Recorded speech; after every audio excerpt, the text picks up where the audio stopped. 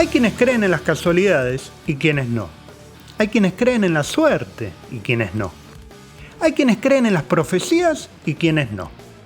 Esto que vas a ver no es ni más ni menos que una sucesión de hechos fortuitos, impredecibles hasta por la mente más ingeniosa y siniestra que pueda existir. Hechos que acontecieron en el mundo del rock, que marcaron a fuego álbumes, los cuales tuvieron que salir corriendo a cambiarse de vestimenta. Como ya en 1977 pasara con la agrupación de rock sureño Lynyrd Skynyrd y su álbum Street Survivors, de esta vez los damnificados fueron muchos más. Vayamos a los hechos. El 11 de septiembre de 2001, la realidad superó a la ficción en la ciudad de New York. Como tristemente todos sabemos y es historia, 4 aviones comerciales fueron secuestrados y 2 de ellos impactaron contra las Torres Gemelas en Manhattan, las cuales se hallaban situadas en lo que se denomina World Trade Center. Este hecho provocó el incendio y la destrucción total de las mismas. Ese mismo día, la banda de heavy metal progresivo Dream Theater lanzó al mercado su triple álbum en vivo denominado Live Scenes from New York. En la portada original se podía apreciar una manzana roja, que simboliza la Gran Manzana, rodeada de alambres de púa, y por sobre la misma la Estatua de la Libertad y las Torres Gemelas, todo ardiendo en llamas. Las copias fueron retiradas de las bateas horas después de salir a la venta y la cubierta inevitablemente reemplazada por una nueva que, en lugar del anterior diseño, tenía el logo de la banda simplemente. La edición original, que algunos avispados lograron adquirir, sigue siendo al día de hoy un objeto preciado de colección muy difícil y costoso.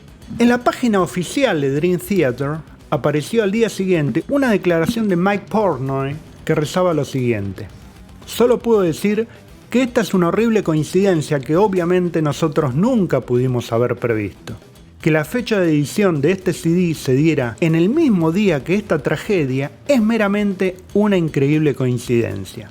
Pero no fue este el único caso que involucró a las Torres Gemelas con portadas musicales. Hubo uno, todavía más explícito, pero no dentro del mundo del rock. Este tuvo como partícipe al grupo de hip hop americano The Cope y su álbum Party Music. En la portada presentada para el mismo, la cual fue concebida en junio de 2001, se puede ver como los integrantes de la agrupación hacen detonar a las Torres Gemelas con lo que, en vez de un detonador en sí, es en realidad un electronic tuner, o sea, un detector de frecuencias. En la gráfica del álbum, las torres explotan casi de manera similar a como lo hicieron en la realidad. Esta cubierta, cuyo lanzamiento estaba incluso programado para septiembre de 2001, tuvo que ser descartada por completo, vuelta a diseñar y finalmente reemplazada por otra completamente diferente en cuanto a concepto. La misma salió al mercado recién en noviembre de ese año. Dentro del género punk, también tenemos el caso de la agrupación Squad 50, la cual en el año 2000 editó su álbum Bombs Over Broadway, en cuya portada se puede ver aviones de combate sobrevolando la ciudad de New York con las Torres Gemelas como fondo. Luego de los sucesos del 11 de septiembre de 2001, esta cubierta fue reemplazada por una nueva que simplemente contenía una foto de los integrantes de la banda.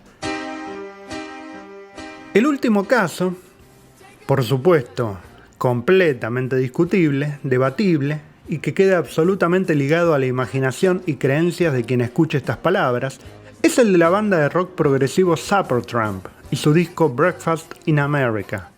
Resulta que luego del ataque a las Torres Gemelas, a alguien se le ocurrió invertir horizontalmente la cubierta del mismo y por ende descubrir que el lugar que ocupan las torres, tapando las letras U y P del nombre de la banda, al cambiar de dirección se convertían en los números 9 y 11. Esto, obviamente, agudizando un poco la vista y sin pretender una caligrafía numérica perfecta. En fin, casualidad, mala suerte o destino, ni Nostradamus podría haberlo predicho mejor.